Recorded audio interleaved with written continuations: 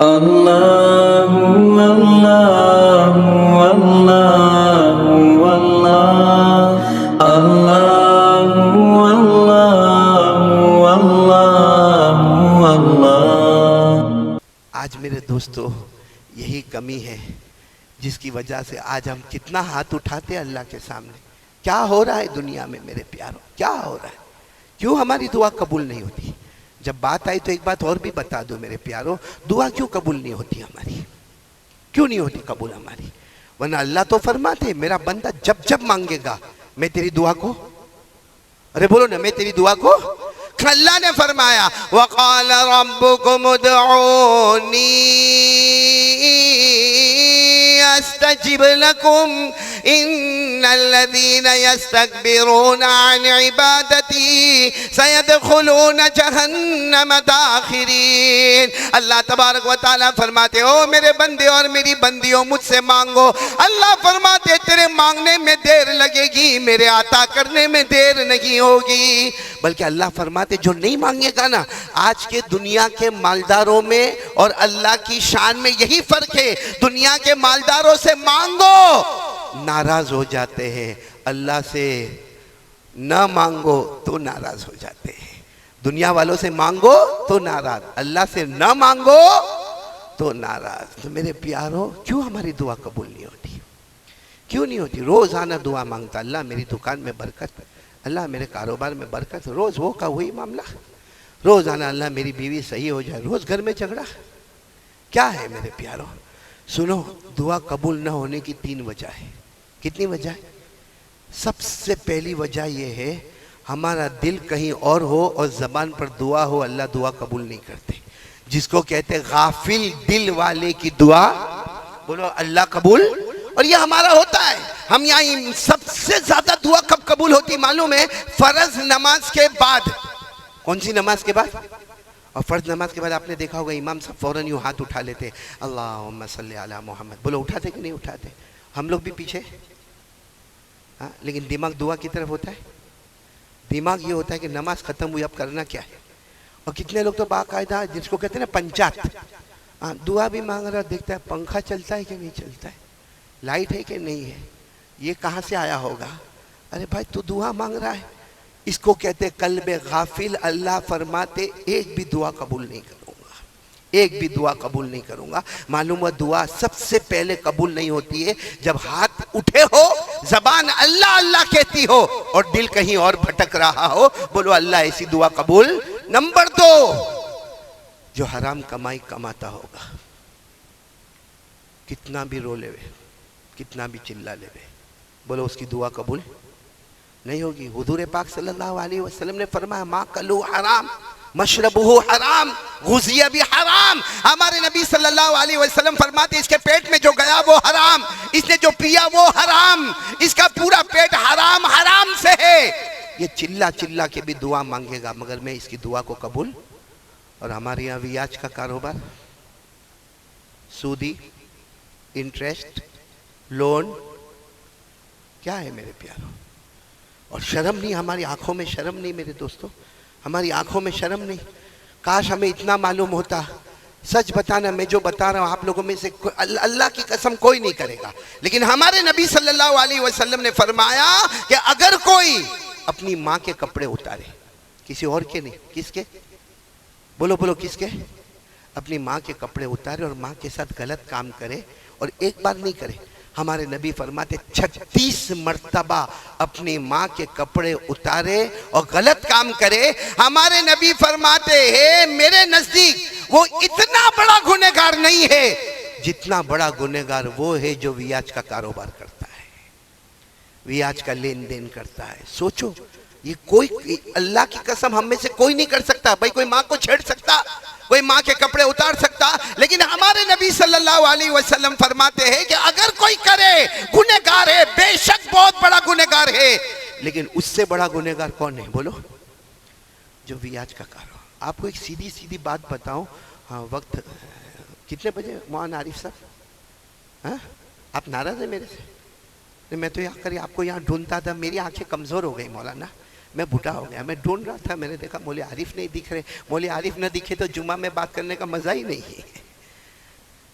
اللہ ان کی عمر میں برکت عطا فرماوے، بولو آمین۔ تو خیر میں جو بات کہنے جا رہا ہوں نا، قرآن نے گناہ کرو، قرآن نے سزا بتائی، مولانا عارف صاحب صحیح ہے، علماء کرام جانتے کوئی بھی گناہ کرو قرآن نے اس کی کیا بتائی ہے؟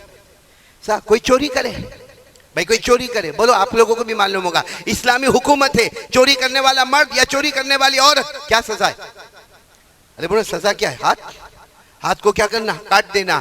اللہ نے فرمایا وَالسَّارِقُ وَالسَّارِقَةُ فَقَطَعُوا أَيْدِيَهُمَا جَزَاءً بِمَا كَسَبَا نَكَالًا مِّنَ اللَّهِ وَاللَّهُ عَزِيزٌ حَكِيمٌ۔ اللہ فرماتے چوری کرنے والا مرد ہوگا یا چوری کرنے والی عورت ہوگی، چوری کرے، بولو ہاتھ کو کیا کرنا ہے؟ چلو معلوم ہے کہ چوری کرا گناہ ہے، اس کی سزا ہے۔ چلو کوئی زنا کرے، کوئی زنا کرے، اسلامی حکومت ہے، معلوم کریں گے شادی والا ہے بغیر شادی والا ہے، شادی والا ہے پتھر سے مار کے ختم کر دو، شادی والا ہے پتھر سے مار کے، اور اگر بغیر شادی والا ہے تو 100 کوڑے مارو۔ کتنے کوڑے مارو؟ مرد ہو یا عورت ہو، کتنے کوڑے مارنے کا؟ 100۔ اللہ نے فرمایا الزانیۃ والزانی فجلدوا کل واحد منہما 100 جلدہ۔ اللہ تبارک و تعالیٰ فرماتے زنا کرنے والی عورت ہو یا زنا کرنے والا مرد ہو اور شادی نہ ہوئی ہو، کتنے کوڑے مارنے کا؟ 100۔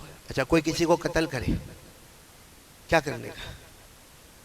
بولو کیا کرنے کا؟ کوئی کسی کو جا کے قتل کر دیا، مسلمان ہے مسلمان کو قتل کر دیا، ظاہری بات ہے اسلام کا قانون ہے اس کو بھی قتل کرو، بھائی قتل کے بدلے اللہ نے فرمایا وَلَكُمْ فِي الْقِصَاصِ حَيَاةٌ يَا أُولِي الْأَلْبَابِ۔ اللہ تبارک و تعالیٰ فرماتے قتل کیا، ظاہری بات ہے اس کو بھی قتل کر دو، بلکہ قرآن کریم نے تو اتنا انصاف کیا، اتنا انصاف کیا، جان کے بدلے، بولتے نا جان کے بدلے جان۔ کوئی کسی کا ناک کاٹے تو اس کا ناک کاٹو، کوئی کسی کا ہاتھ توڑے تو اس کا ہاتھ توڑو، کوئی کسی کا دانت توڑے تو اس کا دانت توڑو، کوئی کسی کا کان کاٹے، یہ قرآن میں صاف لکھا، پوچھو علماء کو۔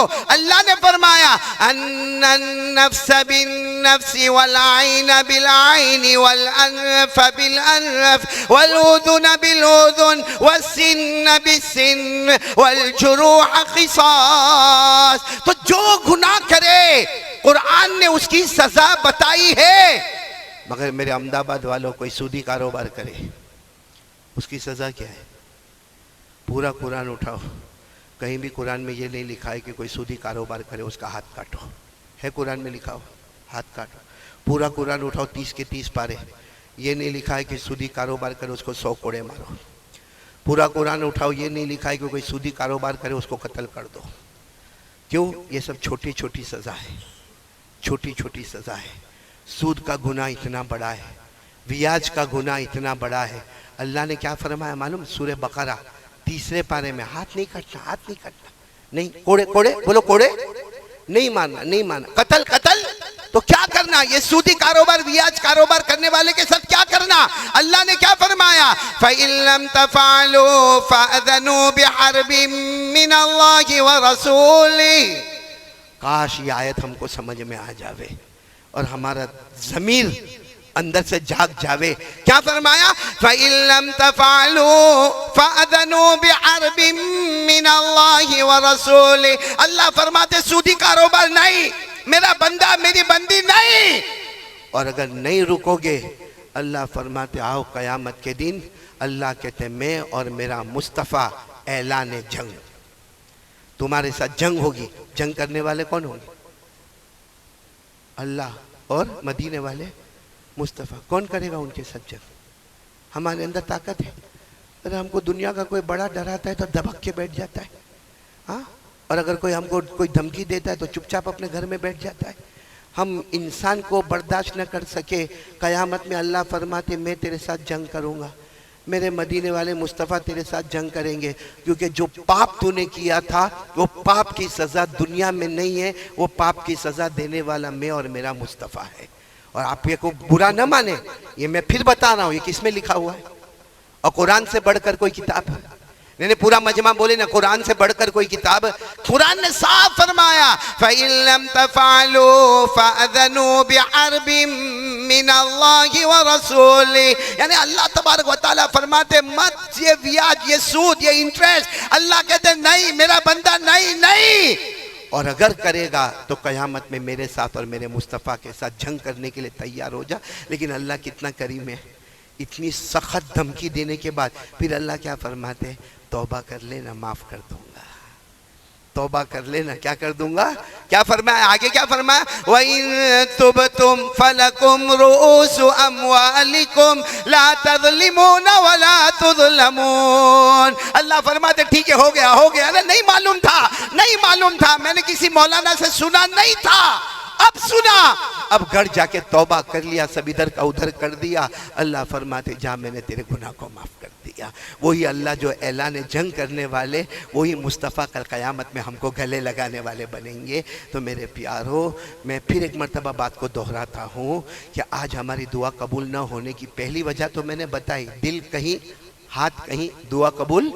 نمبر 2 حرام، دعا قبول.